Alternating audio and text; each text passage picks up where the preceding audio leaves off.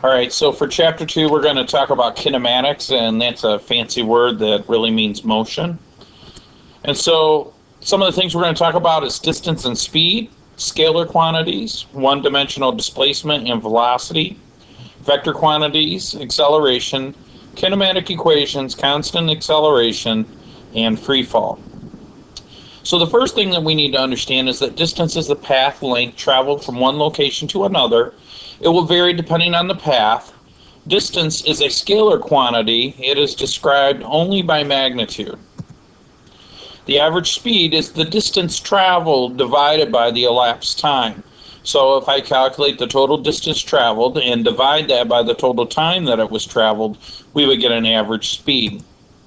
Since distance is a scalar, speed is also a scalar, as is time. Instantaneous speed is a speed measured over a very short time span. This is what your speedometer on your car reads. One-dimensional displacement and velocity vector quantities.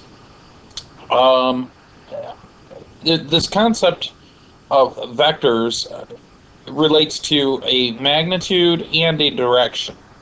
By manipulating vectors, we can make calculations of objects in motion in different directions and calculate exactly a predicted path for the object. So a vector has both magnitude and direction. Manipulating vectors means defining a coordinate system as shown in the diagrams to the left.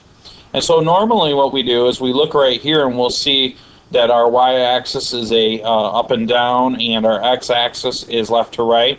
However, you'll see in some of our example problems that we'll be dealing with later that it's more convenient for us to rotate that axis. In other words, our y-axis may not go straight up and down, and our x-axis may run parallel to, say, an inclined plane. Well, we're only focusing on one-dimensional displacement and velocity, and so let me define those terms. Displacement is a vector that points from an initial position to a final position of an object. So here we have an individual that's at 1 meters and then walks or maybe a distance from someone that is at 9 meters. And so if we look at our grid, we are kind of thinking as this door as our 0. This individual is 1 meter away. This individual is 9 meters away with regard to where we decided to arbitrarily choose where 0 was. However, the distance between this person and this person is 8 meters because we're taking the final distance or position and subtracting it from the initial position, therefore calculating the distance between them. Now, distance is a magnitude only. When we say 8, we're not talking which direction we're going.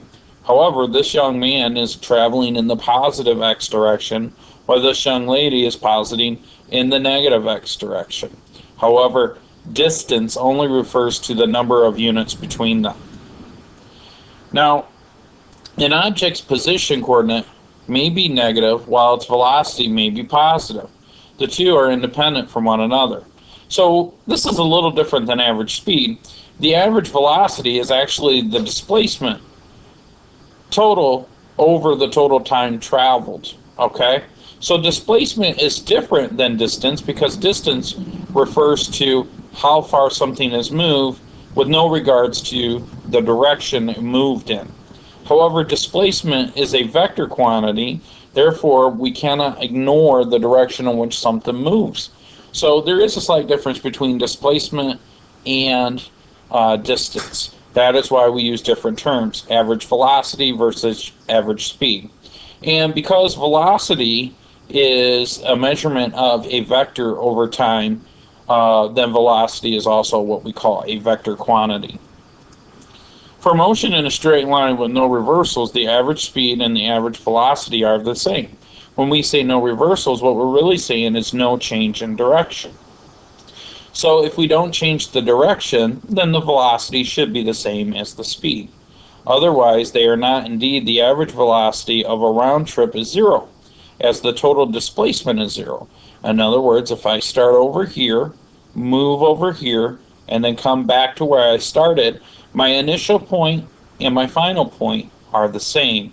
So by subtracting my final point from my initial point, my total displacement is 0. However, the distance I traveled was from here to here. So let's look at this in some graphs.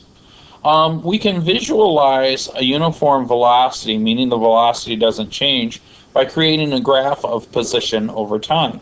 So we have in the graph a car that is traveling at a certain velocity, and we're going to calculate that velocity based on the slope of the graph of position over time.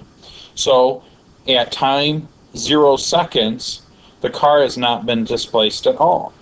But after 1 second, the car has been displaced 50, well, it looks like they measured the time in hours. So after 1 hour, the car has been displaced 50 kilometers. And so we would say 50 kilometers per hour. Now at 2 hours, if it were to continue at that same velocity, then the car would be displaced 100 kilometers. And again, after a third hour, the total displacement of the car would be 150 kilometers. Now, if we took any 2 points on the line, what we would find is that the slope, which is the displacement, the difference between an initial position and a final position, over the distance and time, which we arbitrarily choose to be a unit of 1 hour, we would calculate that the slope of the line of the graph of the position versus time is in fact the velocity of the car. In other words, what we're saying is that this car was traveling at 50 kilometers per hour. Now, uniform velocity doesn't always occur. In fact, it almost never occurs. So here we're looking at a more realistic example of motion in one direction. So this is if this was the same car, we would look at it the same, and we would consider that the average velocity would be the slope between the initial point in time versus the final point in time. So our initial position here would be 0, 0, and 0 for our position and 0 for time. At least that's how it looks on this graph. And then we would have a final position versus a final time. However, as you can see here, that the slope of the graph based on the position of the car and the time changes. So if we look at this, a horizontal line implies that the car was not changing in position very much with respect to time. However, here from point 1 to point 2, it is obvious that the car has traveled a position from this point here up to this point here within delta t from here to here.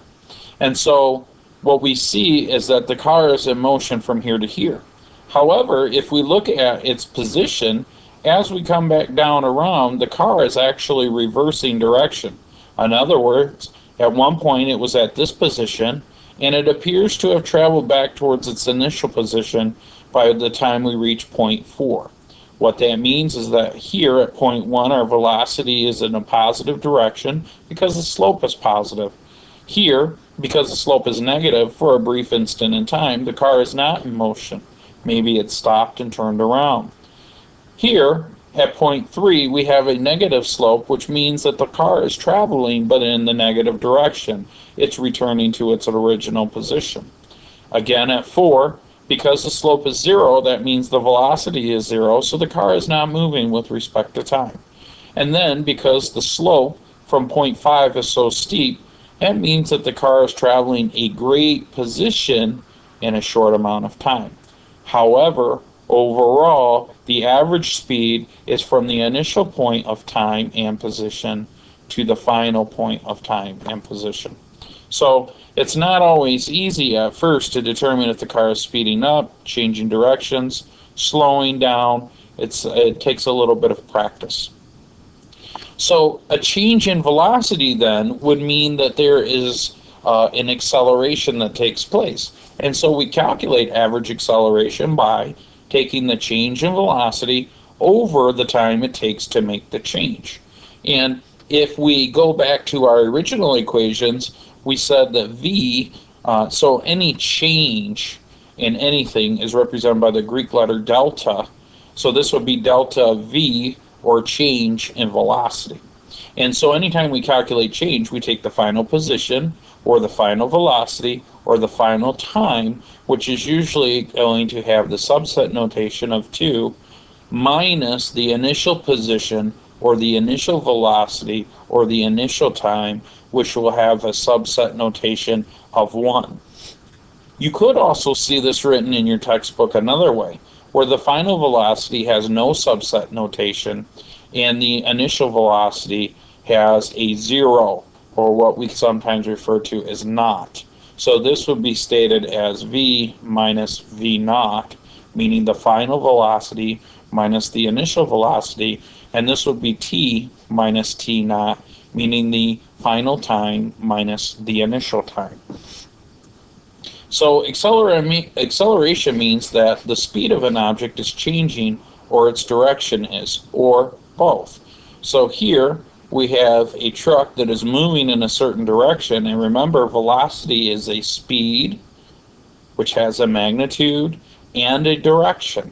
So as this truck changes direction, then the speed of the truck doesn't necessarily change, or the magnitude doesn't change. However, the direction changes, and that means that we have a change in velocity, or acceleration. Again, if we look at this object here, or this graph, we see that the car is coming around a curve. The velocity of the car is pointing in this direction, and then the final velocity is pointing in a completely different direction. Acceleration has taken place because there's a change in velocity. Probably the first graph would have been a better explanation of this in one direction. However, I wanted to choose these two first because people don't always think of acceleration as a simple change in direction. We almost always associate velocity as something like a change in speed, but really it's a change in direction as well. So if we look at this motorbike here, we see that the initial velocity is 20 kilometers per hour, and over a period of 2 seconds, the speed changes, or the velocity changes, to 30 kilometers per hour, which is an increase of 10 kilometers per hour in 2 seconds, or 5 kilometers per hour per second. We'd have to do a little more conversions to make that a little more appropriate for our physics homework, but clearly the bike has sped up. Then 2 seconds later, it is up to 40 kilometers per hour, so it has sped up even more. So because the velocity is increasing and continues to increase, we would say that the acceleration is increasing, or is positive. However, from 4 seconds to 6 seconds, we see here that the bike comes to a complete stop, or final velocity of 0 seconds, which means that the bike had decelerated. So while the velocity of the bike was going to the right, the acceleration had to have gone in the opposing direction to slow the bike down. So whenever you're speeding up, the acceleration is going in the same direction as the velocity. However, when you're slowing down, the acceleration opposes the direction of the velocity, which is what causes you to stop. So if I wanted to break that down a little further, if my acceleration is positive and my velocity is positive, then I will go faster in the x direction. However, in the positive x direction, if my acceleration is negative and my velocity is positive, then I will go slower in the positive x direction. If my acceleration is positive and going to the right, and if my velocity is negative going to the left, here I will go slower in the x direction. And finally, if my acceleration is negative and my velocity is negative, meaning we are traveling in the negative x direction, then I will go faster in the negative x direction. And so if I were to summarize what this slide is saying, I would be saying that a increase in speed is dependent upon the acceleration and the velocity going in the same direction. However, a decrease in speed would result from the acceleration traveling in an opposite direction of the velocity. Now, velocity is different than speed because velocity has a direction attached to it. So, for example, here we would be speeding up because we would go faster but in the negative x direction. So mathematically, our absolute value, which represents the magnitude of the velocity, would be increasing, and that would be a more negative number with regards to vector mathematics, which would make us feel like we were speeding up. But we attach the negative sign as a result of letting us know which direction we're heading.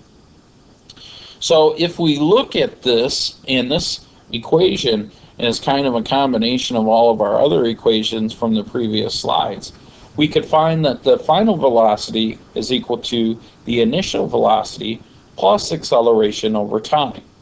And so here we have a couple of examples where our velocity is increasing because the slope has a positive acceleration. So just like before when we had a graph of position over time, the slope calculated the velocity because it was a change in position over time. Since acceleration is a change in velocity over time, if we take the graph of velocity versus time and calculate the slope, it will help us to determine the acceleration.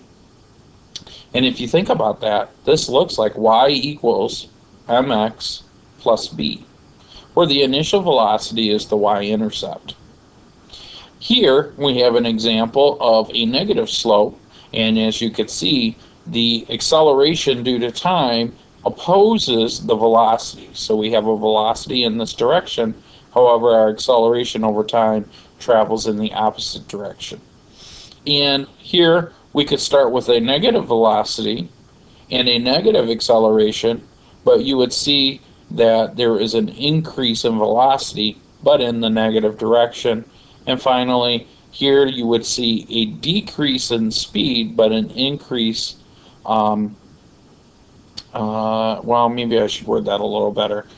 Our initial velocity is in the positive direction, however, our acceleration is in the negative direction, and where it crosses the x-axis is actually a reversal in velocity. So here we go from a positive velocity to a less positive velocity to a less positive velocity, and at this point we have now changed direction and we are traveling in a negative velocity.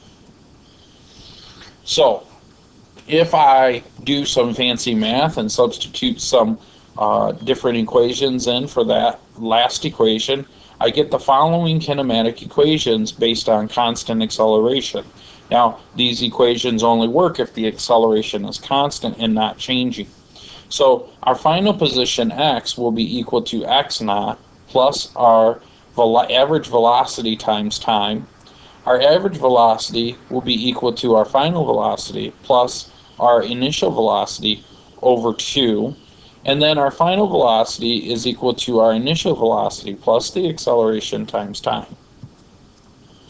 If I put all those together, I could come up with an even fancier equation that means our final position is equal to our initial position plus the initial velocity times time plus 1/2 times the acceleration times time squared. Likewise, by doing some fancier mathematics and substitutions, I could get the equation that our final velocity squared is equal to our initial velocity squared plus 2 times the acceleration of the quantity of the final position minus the initial position. So our 4 basic kinematic equations are derived all based on constant acceleration. And so when we go to do our physics homework, we will probably choose one of these 4, although we could choose one of the simpler equations from the other previous slides. How will we know which equation to choose? Well, it depends on what the problem gives us. If the problem is asking for velocity and does not give us a position, but does give us an initial velocity, an acceleration, and the time, we'll probably use the first equation.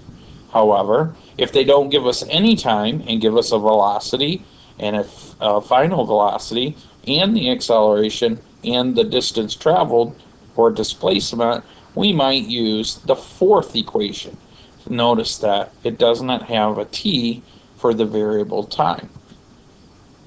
One last thing that we could talk about is that an object in free fall has a constant acceleration, and this is in the absence of air resistance, due to Earth's gravity of 9.8 meters per second.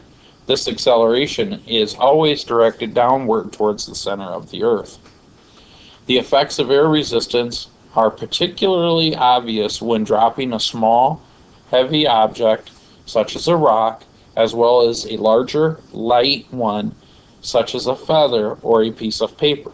However, if the same objects are dropped in a vacuum, they will fall with the same acceleration. So, an object in free fall has a very similar set of equations. However, we change a few things. If you'll notice, our accelerations are replaced, in other words, in our previous equations, wherever there was an A, for example, here's an A representing acceleration, here's an A representing acceleration, and here's an A representing acceleration.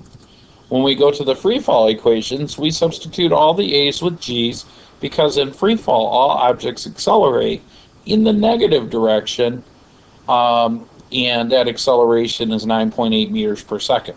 So we replace the A's with G's and make sure, and if you notice, wherever there's a G, we've now replaced the positive sign or plus sign with a minus sign. Okay. Other than that, they're pretty much the same. And so usually the positive y direction has been chosen of anything moving upwards, where falling down towards the center of the Earth would have a negative sign. So, in summary, motion involves a change in position. It may be expressed as a distance, which is just a scalar or a magnitude or a number, or displacement, which is a vector, which is a magnitude, which is a number, and a direction. A scalar has only a magnitude, a vector has magnitude and direction. Average speed is a scalar and is the distance traveled divided by time that it traveled, and the average velocity is a vector, and that is the displacement divided by the total time. Instantaneous velocity is evaluated at a particular instance. Acceleration, which is also a vector, is the rate of change of velocity. And so, in conclusion, our kinematic equations that we use for anything that is a constant acceleration are listed on this slide. And so for our homework and for our projectile launcher project, we will be using these equations. An object in free fall has very similar equations, except our A has been replaced with a negative G. So these are pretty much the same equations, except wherever there was an A, you plug in negative 9.8.